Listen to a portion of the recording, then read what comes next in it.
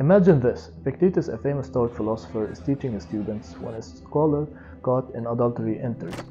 Epictetus uses this opportunity to dissect the consequences of breaking trust. He argues that humans are formed for fidelity, meaning trustworthiness is ingrained in our very nature. Betraying someone undermines not just the relationship, but the foundation of society itself.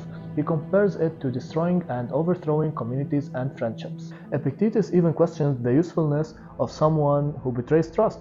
He compares them to an utensil so worthless, it's disregarded, harsh, but it sparks reflection.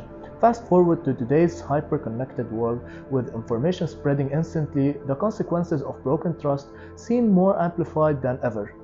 Think before you act. Is a fleeting pleasure worth lasting damage? So before crossing that line, consider, are you useless in the eyes of others? Remember, building trust takes time and effort. Choosing integrity might be harder, but the rewards are far greater. Let's discuss it.